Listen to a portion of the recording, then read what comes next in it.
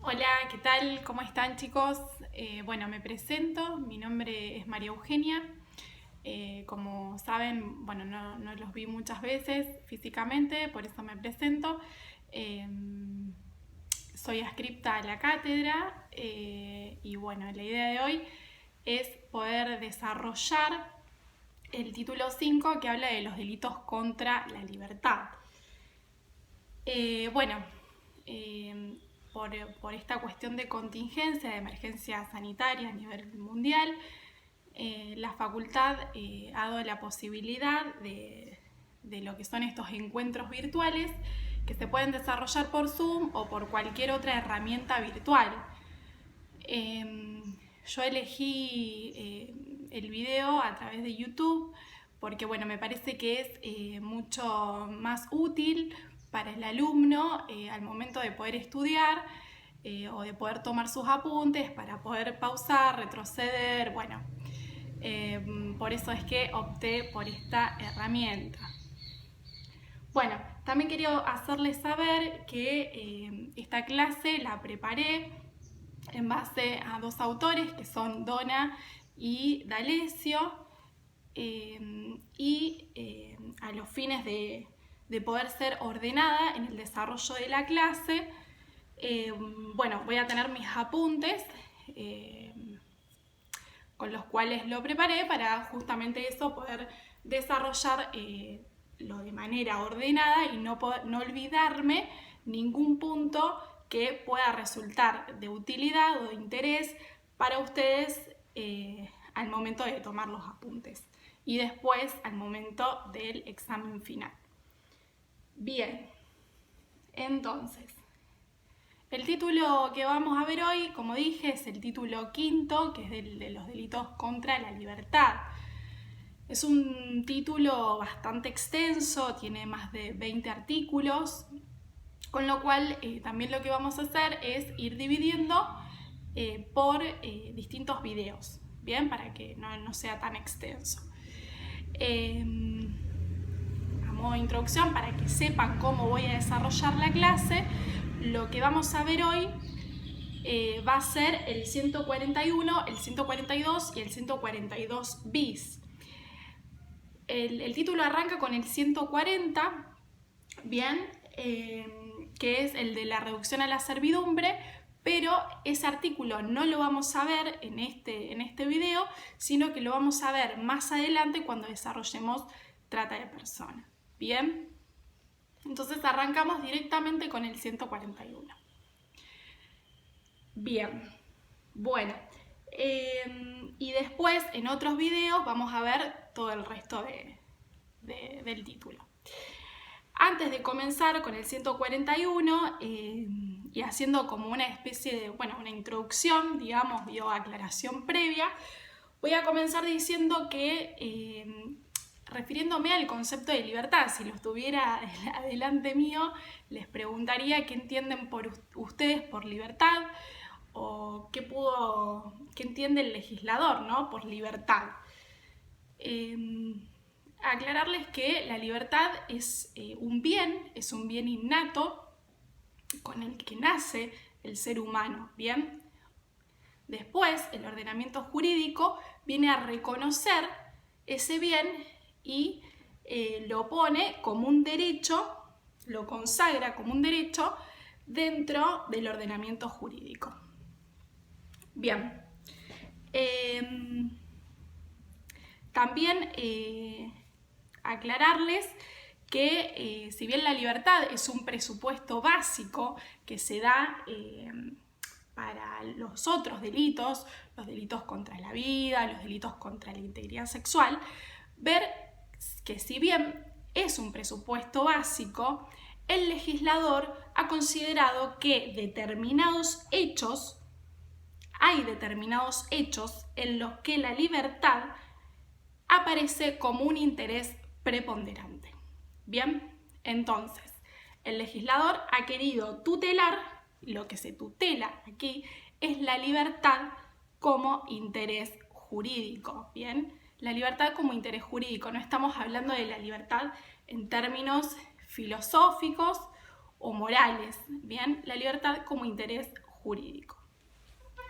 Bueno, en cuanto al concepto de libertad, a mí particularmente me gustó, me interesó mucho el concepto que da Molinari, que hace referencia a que es un derecho que tiene el ser humano de poder desarrollar sus actividades, ya sea en beneficio propio o en beneficio de terceros, con el único límite que es el hecho de salvaguardar el orden social. Bien, a su vez, Molinari lo que hace referencia es que la libertad comprende esa capacidad de obrar en un triple sentido, ¿bien? En la triple condición del hombre como ser físico, ¿bien? En su corporeidad, como ser psíquico y como ser social. Entonces, está buena esta triple condición a la que hace referencia porque justamente se engloban los distintos delitos. El hombre como ser físico podríamos encontrar los que son los delitos de privación ilegítima de la libertad. El hombre como ser social podríamos encontrar los que son las amenazas coactivas, la violación de domicilio, la violación de secreto.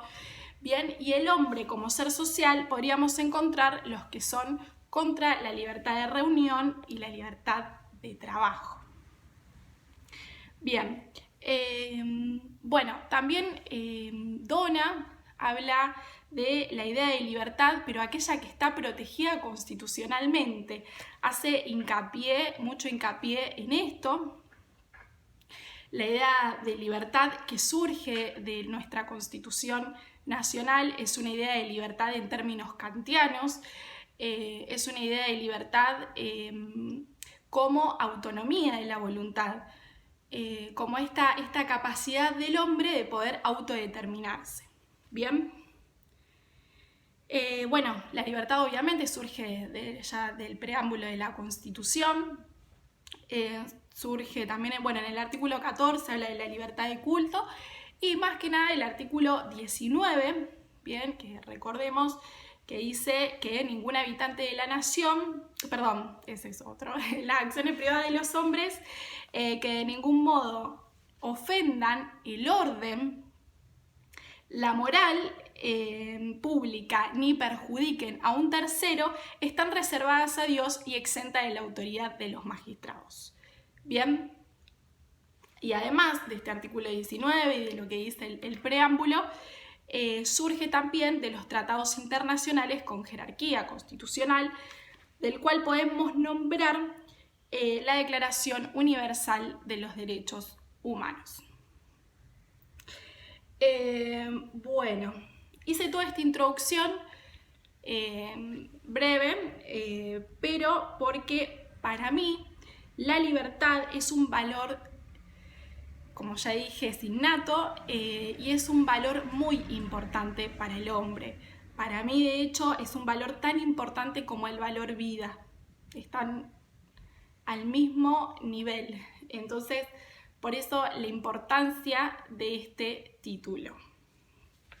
Bien, bueno, habiendo hecho esta introducción, como dije, entonces el 140, que es la reducción a la servidumbre, no lo vamos a ver, que es el primer artículo del capítulo 1. Y lo que vamos a hacer, vamos directamente a pasar al 141, que es la privación ilegítima de la libertad, es la figura básica. Bueno, vamos a ir al código. Entiendo que todos están viendo este video con el código al lado, como decimos siempre, y lo leemos juntos. El 141 reprime con reclusión o prisión de 6 meses a 3 años, bien, al que ilegítimamente privare a otro de su libertad personal. Ilegítimamente privare a otro de su libertad personal. Bueno, en cuanto al bien jurídico tutelado, dijimos, es en estos 3 aspectos que habla Molinari, es la libertad corpórea, la libertad física corporal. con lo cual lo que se resguarda es la libertad de movimiento. Bueno, vamos a ir a la acción típica, que es privar, ¿bien? Privar, dice el que ilegítimamente privare. Bueno, vamos a analizar entonces primero la cuestión de la privación y después este elemento normativo del tipo que es la ilegitimidad. En cuanto a la privación, ¿qué significa? Es necesario restringir la libertad de movimiento. Bien, esa restricción a la libertad de movimiento puede darse positivamente o negativamente. Positivamente se realiza cuando yo impido un determinado movimiento o impido que vaya hacia alguna dirección o hacia algún lugar determinado. Bien, negativamente es impedirle esa libre acción de movimiento. Bien, bueno, eso por un lado.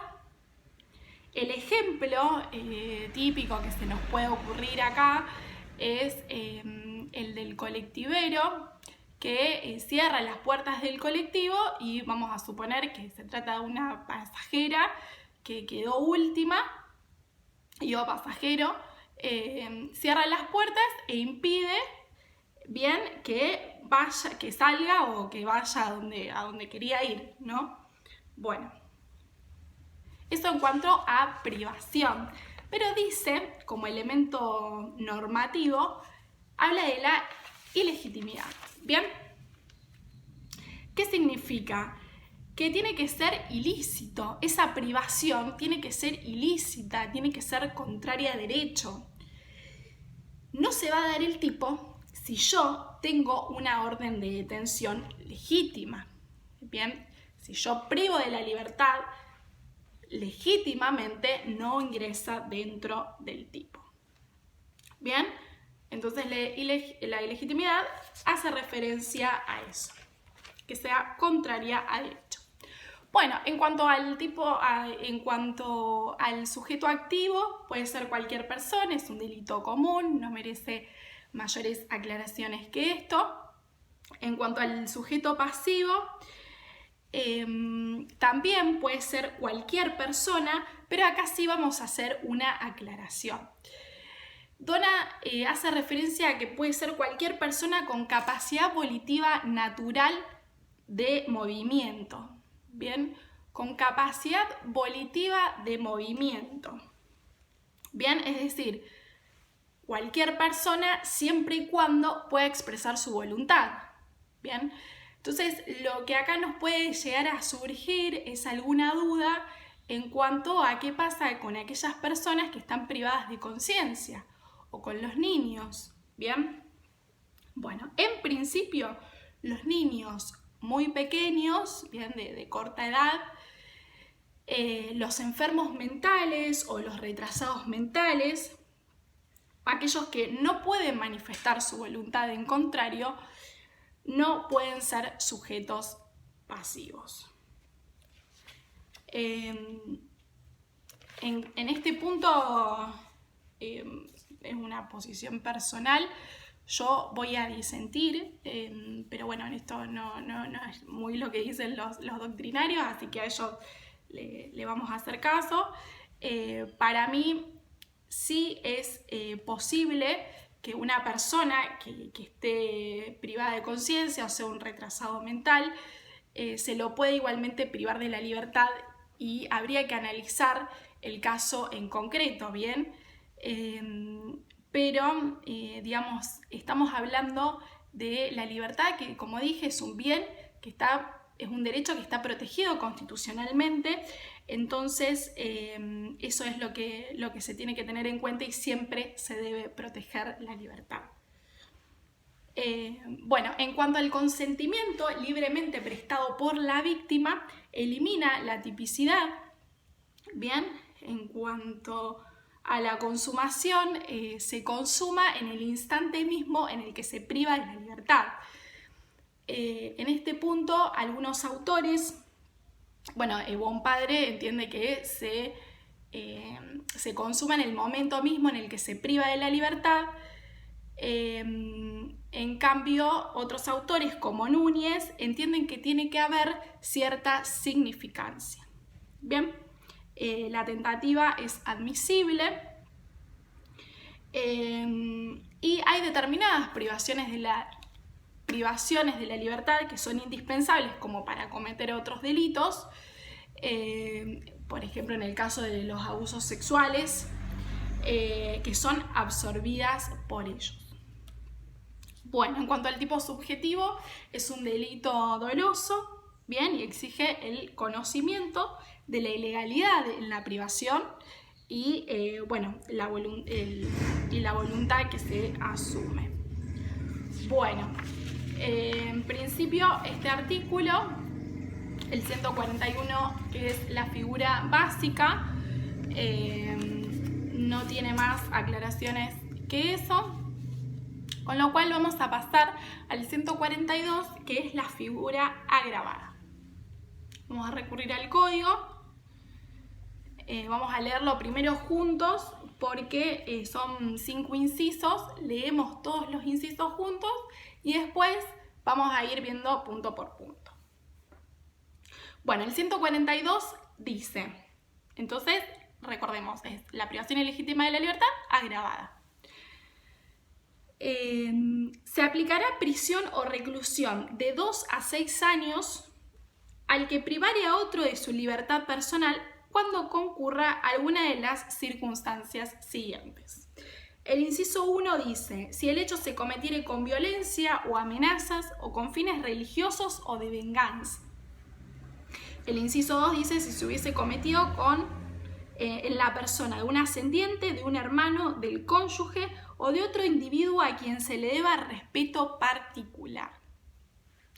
El inciso 3, si resultare grave daño a la persona, a la salud o a los negocios del ofendido, siempre que el hecho no importare otro delito en el cual la ley imponga pena mayor. 4. Si el hecho se cometiere simulando autoridad pública u orden de autoridad pública. Y 5. Si la privación de la libertad durare más de un mes. Bueno, vamos a analizar brevemente estas agravantes. El inciso 1, entonces, habla de que fuere cometido con violencia, amenazas, fines religiosos o de venganza. Bueno, respecto de violencia o amenazas, ya lo hemos visto, así que no me voy a detener mucho. Ya sabemos que la violencia es este despliegue de energía física que se despliega sobre otro, que puede ser el cuerpo de la víctima o de un tercero que trata de impedir o repeler ese hecho. Bien, la violencia va a absorber las que son aquellas lesiones necesariamente por la privación ilegítima misma, como son las esquimosis o las pequeñas escoriaciones. Bien. Bueno, en cuanto a la amenaza, ya sabemos, es este anuncio de sufrir un mal grave, ya sea sobre la víctima o sobre un tercero. Bueno, vamos a ver el inciso 2, dice, si el hecho se cometiere, el inciso 1, o con fines religiosos o de venganza, dice. ¿Qué significa fines religiosos? Implica que la motivación para privar de la libertad es religioso, ya sea para apoyarla, combatirla u oponerse. Bien, el ejemplo podría ser encerrar a una persona en un convento, bien, o impedirle que vaya a algún lugar de culto, bien. Bueno, eso con fines religiosos. Después también tenemos, dice, fines de venganza. No es lo mismo venganza que odio, ¿bien? La venganza es esa retribución por algún daño que yo entiendo que vos me hiciste. Entonces, es esa retribución por algún hecho anterior, sea que haya existido o no, que bueno, yo entiendo que tiene que ser vengado. Bien, es esa reacción del autor frente al daño o al agravio. Bueno, pasemos ahora sí al inciso 2, que habla de, reitero, se cometiere, vamos a leerlo juntos, contra la persona de un ascendiente, un hermano, un cónyuge u otro individuo a quien se le deba respeto particular. En realidad, si uno lee bien el inciso, dice u otro individuo a quien se le deba respeto particular. Entonces, si bien Donna, cuando desarrolla este inciso, lo titula como agravantes por el vínculo, en realidad el fundamento del agravante no es el vínculo, porque si no, fíjense que dice nombra a los ascendientes y no nombra a los descendientes. Entonces el fundamento del agravante no es el vínculo, sino que el fundamento es la situación de respeto que el autor le debe a la víctima. Bien, habla entonces del ascendiente, hermano o cónyuge, con lo cual no alcanza a los parientes por afinidad ni tampoco al vínculo de adopción. Y termina diciendo esto, que toda aquella persona a la que el autor le deba respeto, queda medio abierto acá el tipo quién puede ser persona a la que se le deba respeto, pueden ser tutores, maestros, ¿bien? Bueno, el inciso 3 habla el fundamento es el resultado, ¿no? Habla de si resultare un grave daño a la persona, a la salud o a los negocios. Siempre que del hecho no importe otro delito por el cual, por el cual se imponga pena mayor. Bien, acá hay todo un debate de qué el legislador ha entendido por grave daño, digamos, y por qué no directamente hizo referencia a las lesiones graves o a las lesiones gravísimas, como sí hace referencia en el 142 bis, que ya lo vamos a ver, pero en el inciso 3 del 142 bis sí dice cuando causara a la víctima lesiones graves o gravísimas. Si el legislador hubiera hecho esto, a modo de crítica, lo estamos diciendo, hubiera sido como más fácil. En cambio habla de grave daño. Con lo cual esta expresión entendemos que incluye solamente a la lesión grave, porque la lesión gravísima, la lesión grave es la del artículo 90, la lesión gravísima del 91 tiene una pena mayor que va de 3 a 10 años y por ende la misma norma remite, ¿bien? Diciendo siempre que el delito, siempre que el hecho no importare otro delito por el cual se imponga pena mayor. Bien.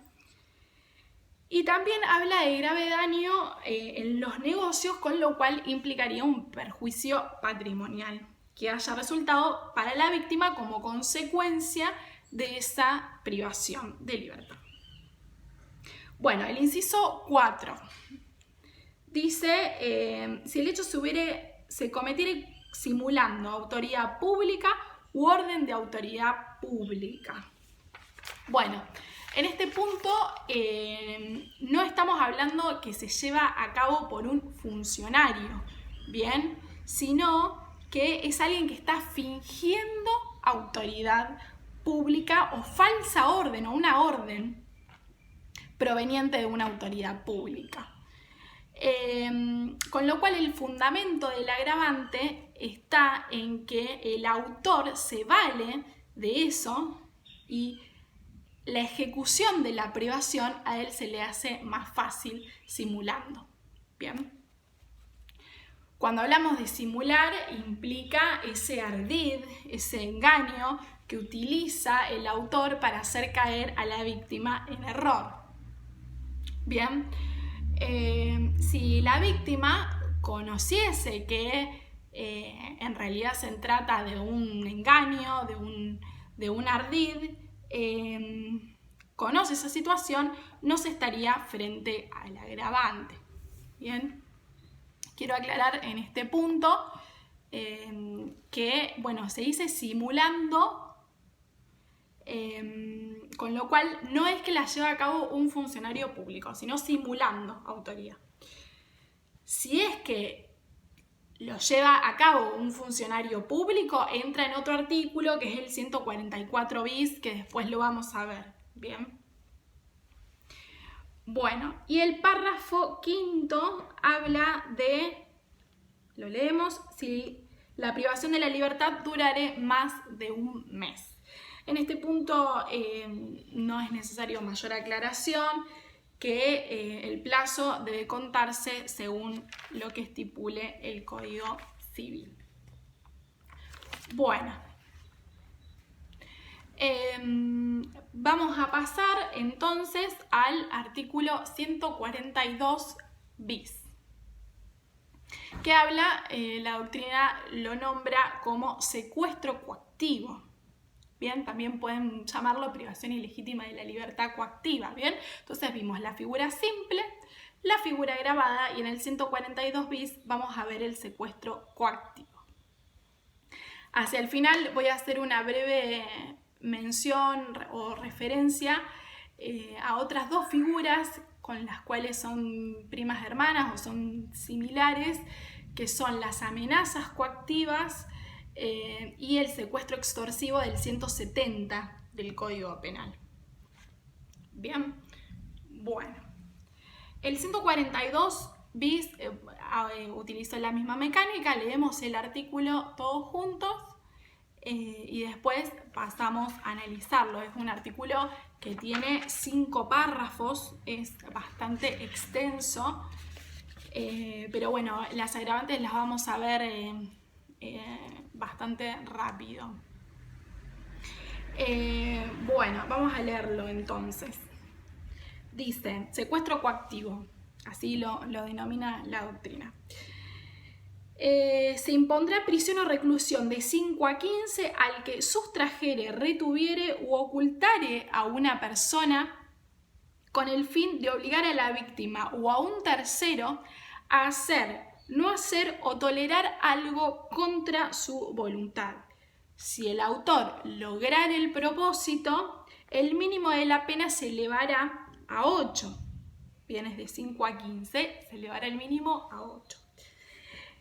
En un segundo párrafo dice, la pena será de 10 a 25 años y nombra 6 incisos. En el inciso 1, si la víctima fuere una mujer embarazada, menor de 18 años o mayor de 70. El inciso 2 dice, si el hecho se cometiere en la persona un ascendiente, hermano del cónyuge o conviviente u otro individuo a quien se le deba respeto particular. 3, si se causare a la víctima lesiones graves o gravísimas. 4, cuando la víctima sea una persona discapacitada, enferma o no pudiera valerse por sí misma. 5, cuando el agente sea funcionario o empleado público o pertenezca o haya pertenecido al momento de la comisión del hecho a una fuerza armada, de seguridad u organismo de inteligencia del Estado. 6, cuando participen en el hecho 3 o más personas. Es el segundo párrafo. El tercer párrafo dice, la pena será de 15 a 25 si el hecho resultare la muerte de la persona ofendida como consecuencia no querida por el autor. La pena será de reclusión o prisión perpetua si se causare intencionalmente la muerte de la persona ofendida. Y el último párrafo dice, la pena del partícipe que, desvinculándose de los otros, se forzare de modo que la víctima recupere la libertad sin que tal resultado fuese la consecuencia del logro del propósito del autor, se reducirá de 1/3 a la mitad. Bueno, vamos a empezar a analizarlo, es bastante largo. En cuanto al bien jurídico tutelado, lo que se tutela, dijimos entonces, es la libertad física, la libertad corporal, pero además de protegerse la libertad física, también se protege la libertad de determinación de la persona. Bien, ya que es obligada a hacer, no hacer o tolerar algo en contra de su voluntad. Bueno, vamos a empezar a ver las acciones típicas, que son 3.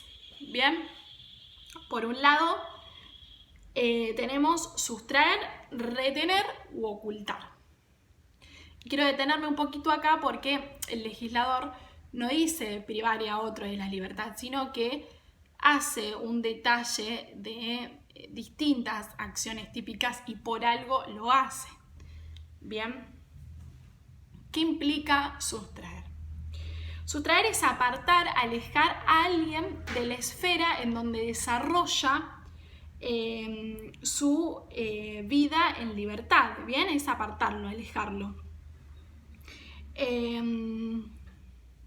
Retener. Cuando hablamos de retener, implica que estamos manteniendo a la víctima en algún lugar fuera de donde desarrolla o donde no quiere, o fuera de donde desarrolla su vida en libertad.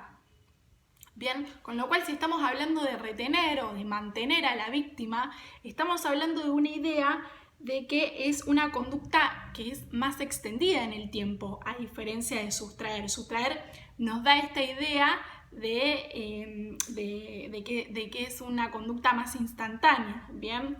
En cambio, retener habla de mantener, ¿bien? Como una situación que es que ocurre en un determinado lapso un periodo más o menos prolongado de tiempo. Bien, y cuando hablamos de ocultar, ocultar significa sacar, esconder o hacer desaparecer al sujeto temporalmente de la vista de terceros. Bien, hacer desaparecer temporalmente de la vista de terceros.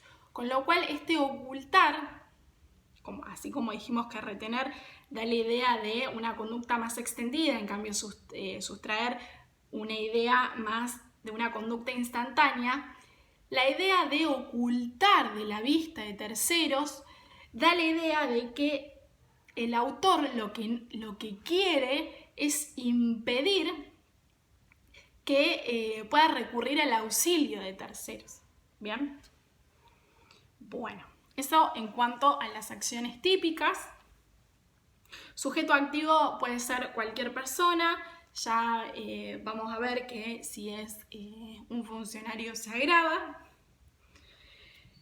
En cuanto al sujeto pasivo, es aquel a quien se le obliga a hacer, no hacer o tolerar algo contra su voluntad, con lo cual en este punto en el sujeto pasivo hay un desdoblamiento, ¿bien?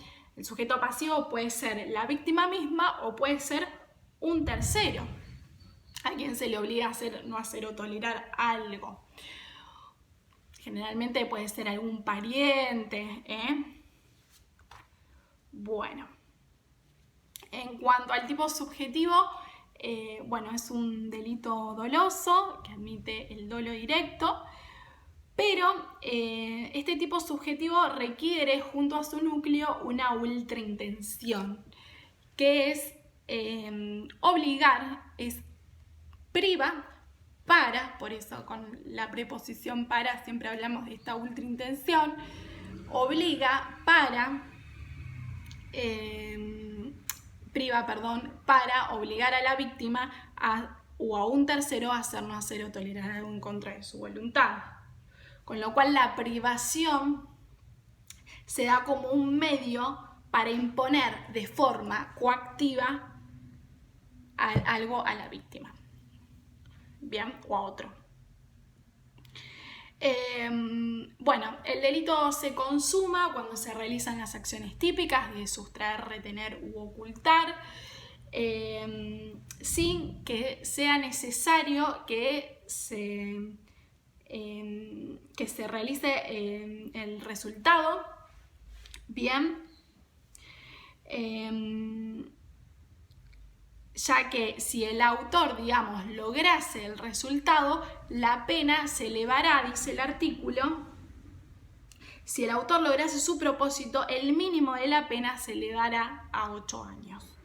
Con lo cual, sin que sea necesario que logre el resultado. la tentativa es admisible. Y ahora lo que vamos a hacer es, bueno, brevemente, después que vean el video, vamos a ver consultas, cualquier cosa. La relación con otras figuras que son similares, que son primas hermanas, que son la de las amenazas coactivas, que están en el 149 bis, que más adelante vamos a verlos, pero igual hago esta aclaración. Y con el 170, que es el secuestro extorsivo. Bueno, con las amenazas, digamos, en realidad en el 149 bis, se los voy a leer, dice: será reprimido de 2 a 4 años al que hiciere uso de amenazas con el propósito de obligar a otro a hacer, no hacer o tolerar algo en contra de su voluntad. Bien. Con lo cual utiliza, digamos, esta misma frase, pero, digamos, acá en las amenazas lo que hay es una intimidación hacia el otro. En cambio, en la privación de la libertad, dijimos, la privación es un medio para imponer a otro de forma coactiva hacer, no hacer o tolerar, digamos. ¿Bien? Bueno, y con el secuestro extorsivo, que está en el 170 del Código Penal, se los leo también, dice: el que sustrajere, retuviere u ocultare a una persona para sacar rescate. En realidad utiliza los mismos 3 verbos típicos, sustraer, retener u ocultar. La diferencia es que acá, si bien utiliza los mismos verbos típicos, la finalidad es específica. En el 170, que hablamos del secuestro extorsivo, la finalidad es específica y es para sacar rescate. Bien, con lo cual hay un fin con contenido económico. En el 170 hay una finalidad específica. En cambio, en el 142, digamos, a ver, vuelvo. En el 170 hay una finalidad específica y hay un resultado que es relevante, que es que la persona quiere sacar rescate. Con lo cual, en el 170 se consuma cuando se obtiene el rescate. En cambio, en el 142 el resultado es irrelevante. O sea, independientemente de que se haya obtenido el resultado de hacer, no hacer o tolerar algo, el delito se consuma con la privación. Bien, entonces el resultado es relevante en el 170 porque la finalidad es sacar rescate. En cambio, en el 142 bis la finalidad, el resultado, perdón, es irrelevante. Bien, puede que se prive y que no obtenga el resultado. Bueno, vamos a ver las agravantes que surgen del segundo párrafo. Son varias, pero las vamos a ver rápidamente porque no merecen mayores aclaraciones. Que, bueno, el inciso 1 dice: si la víctima fuera una mujer embarazada, menor de 18 años o mayor de 70, con lo cual el fundamento del agravante está en la particular indefensión por parte de la víctima.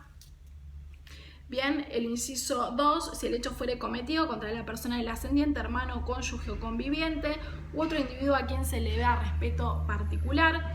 Este inciso es igual que cuando vimos el 142, con lo cual remito a lo que ya dijimos al respecto. Si se causare a la víctima lesiones graves o gravísimas, entendemos que bueno, esta modificación fue saludable, digamos, porque, como dije, a diferencia del 142 que habla de grave daño, acá especifica diciendo lesiones graves o gravísimas. Bueno, el inciso 4 habla de cuando la víctima sea una persona discapacitada, enferma o que no pueda valerse de sí mismo. En esto lo que vamos a aclarar es que la agravante sea por la particular situación del sujeto pasivo, que no puede, digamos, por cómo está redactado el artículo, que dice que no podrá valerse por sí misma, no puede ser cualquier tipo de enfermedad o cualquier tipo de discapacidad. No puede ser, por ejemplo, si está enferma, una persona que tenga gripe, o si la discapacidad que consista en no tener un dedo, bien, sino que tiene que ser una persona que tiene la imposibilidad de valerse por sí misma. Bien. Bueno, 5. Cuando el agente sea funcionario o empleado público o pertenezca o haya pertenecido al momento de la comisión del hecho a una fuerza armada de seguridad o organismo de inteligencia del Estado. Bueno, esto también ya lo hemos analizado en otros artículos. Son fuerzas que actúan justamente para la prevención del delito y en colaboración con la justicia, con lo cual, digamos, justamente allí está el fundamento del agravante, en que el agente obra quebrando esa confianza que el sujeto ha depositado en ella. Bien, el inciso 6 dice: cuando participaren en el hecho 3 o más personas, bueno, el fundamento del agravante también ya lo hemos visto y está dada por la cantidad de sujetos activos. Y por último, vamos a ver muy brevemente, no quiero agotarlos, los últimos párrafos, el tercero, el cuarto y el quinto. Bien, que habla más que nada de si resultare la muerte de la persona ofendida como consecuencia no querida por el autor, y hace un desdoblamiento, digamos, de lo que es la voluntad de la gente, en donde en el otro párrafo, si la muerte es intencional, bien, y la agrava a la pena perpetua. Entonces hace este legislador este desdoblamiento en si la muerte es no querida o la muerte es intencional. Y el último párrafo habla de un beneficio a aquellos informantes, bien, en donde la libertad se da como consecuencia de la intervención del partícipe. En ese caso se va a reducir de 1/3 a la mitad. Bueno, no los torturo más por ahora. Quedamos con Pablo abiertos a las consultas después que escuchen este video. Espero que les sirva. Mi idea, también mi intención es poder hacerles un power para que también tengan la opción de, aparte del video, el power. Algunos chicos nos han pedido eso, entonces por eso hago esta aclaración. Bueno, nos vemos y que anden bien. Chau, chau.